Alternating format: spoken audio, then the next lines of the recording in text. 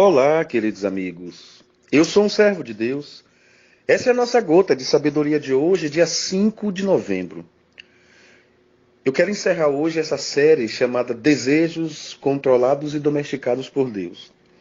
Confesso a vocês que se dependesse de mim, se não fosse tão maçante, eu falaria pelo menos mais umas 5 gotas sobre esse tema. Só para a gente entender um pouco dessas 5 gotas que gravei com esse tema, é apenas um flash, um insight, é apenas na verdade, um cria-gosto. Gostaria muito que você lesse com mais calma, com mais cuidado, especialmente Provérbios 16, Salmos, primeiro, 1 aos Coríntios, capítulo 10. Gostaria muito que você lesse Mateus, capítulo 16. Acredito que esses textos vão nos dar uma base muito boa para entendermos algumas coisas. Então, para caminhar no meu pensamento acerca dos desejos, é muito importante que tenhamos em vista a diferença básica, clássica, entre a vontade e o desejo. A vontade, ela racionaliza, a vontade pondera, a vontade precisa da realização. O desejo se torna irracional, inafetivo, duro, seco, mas ao mesmo tempo extremamente volátil e profundo no seu desejo de alcance.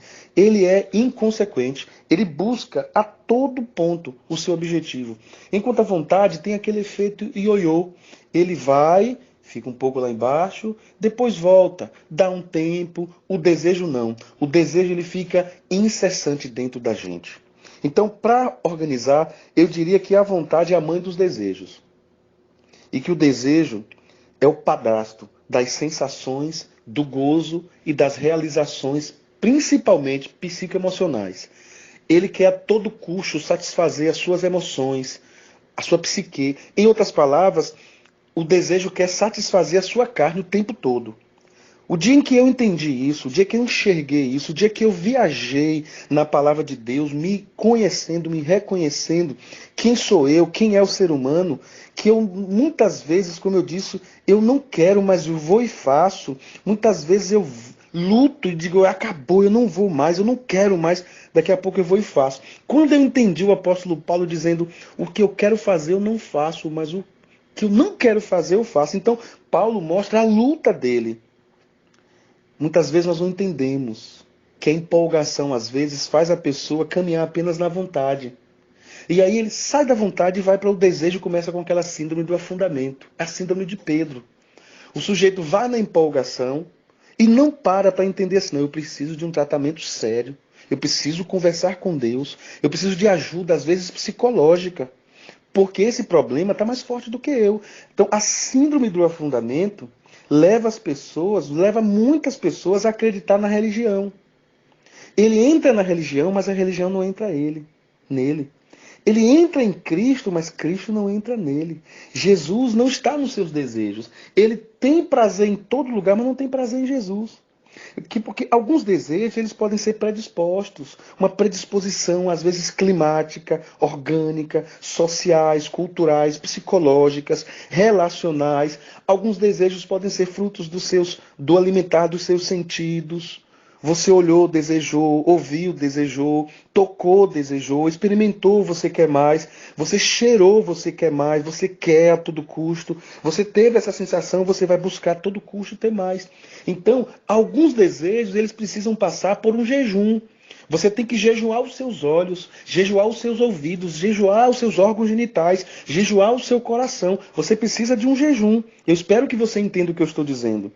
Então, assim como um desejo pode ser e pode se manifestar, se desenvolver de forma psicológica, de forma hormonal, emocional, ele também pode ser destruído à medida que eu desalimento a minha vontade racional. Então, eu vou aos poucos criando em mim respostas àquilo que Deus quer fazer na minha vida. Então, eu entendo que o desejo, em algumas pessoas, é uma força instintiva. Em outros, é uma concessão. Te explicando melhor, algumas pessoas se tornam irracionais quando desejam, quando estão naquele momento, quando quer a todo custo bater numa pessoa, quando quer a todo custo fazer alguma coisa do seu jeito. Outras pessoas, elas são mais concessivas. vão aos poucos abrindo mão, vão aos poucos cedendo. Então, algumas são parte do instinto, outras são concessões. Disso aí vai depender a sua estratégia. Se você é uma pessoa instintiva, você tem que ter uma estratégia. Se você é uma pessoa que vai concedendo, se você dá concessão, você tem que ter outra estratégia para lidar com isso. Então, não alimente os seus desejos, eduque-os, discipline-os, domestique-os, mas eu quero te dar um conselho. Faça isso sempre com a força de Deus, sempre na presença de Deus, porque o desejo ele é insaciável. Ele não entende o que é educação, ele não passou por uma educação, ele não foi domesticado, ele precisa ser domesticado. Ele nunca se farta, porque o desejo é uma força que às vezes é mais forte do que o ser humano. E só uma força maior do que o desejo pode prevalecer. Então eu preciso de algo mais forte, que eu diria que é a minha vontade, lógico, porque eu preciso querer, mas aliado à força maior da pessoa de Deus. Reflita em sua vontade. Pense bem no que eu estou te dizendo. O desejo não respeita a idade. O sujeito pode ter 5 anos, ter um desejo de pegar na geladeira um iogurte. Ele pode ter 10 anos e mentir. O desejo não respeita o idoso. Eu cuidei de uma idosa com uma idade muito avançada e ela me disse, pastor, eu sou viciada em vídeos pornográficos, uma senhora muito de idade mesmo. Então, nós precisamos domesticar o nosso coração na pessoa de Deus, porque o desejo não respeita a idade, não respeita a cultura.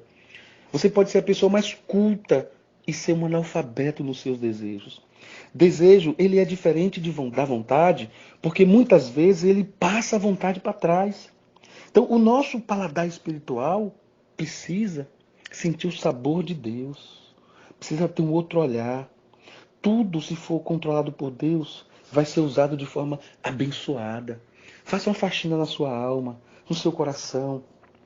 Cuide do seu contexto, cuide do que alimenta os seus desejos, cuide do seu coração, cuide das suas lutas, que você muitas vezes não comenta, não compartilha com ninguém. Seja mais lúcido, seja mais autêntico, seja mais realista na forma de lidar com os desejos. E a última coisa que eu quero te dizer, eu conheço um Deus que pode te ajudar. Veja o que diz o Salmo 1. Bem-aventurado o homem que não anda segundo o conselho dos ímpios, nem se detém no caminho dos pecadores, nem se assenta na roda dos escarnecedores. Antes tem o seu desejo, antes tem o seu prazer na lei do Senhor, e na sua lei medita de dia e de noite. Pois será como uma árvore plantada junto a ribeiros de águas, a qual dá o seu fruto no seu tempo. As suas folhas não cairão, e tudo quanto fizer prosperará. Não são assim os ímpios, mas são como a moinha que o vento espalha. Por isso, os ímpios não subsistirão no juízo, nem os pecadores na congregação do justo. Porque o Senhor conhece os caminhos dos justos, porém o caminho dos ímpios perecerá. Veja que coisa forte. Antes tem o seu prazer, tem o seu desejo na lei do Senhor. Sabe por quê? Porque você vai ser plantado junto a ribeiros de águas. Pai, ajuda esse meu irmão, essa minha irmã que escuta a gota. Nos ajuda na ambiência de uma consciência de que eu sou uma nova criatura. Quando eu ouço alguma coisa que o Senhor falou no meu coração, eu vou tomar posse e eu vou praticar. Ajuda-nos a ter prazer, desejo na pessoa de Cristo, em nome de Jesus. Amém.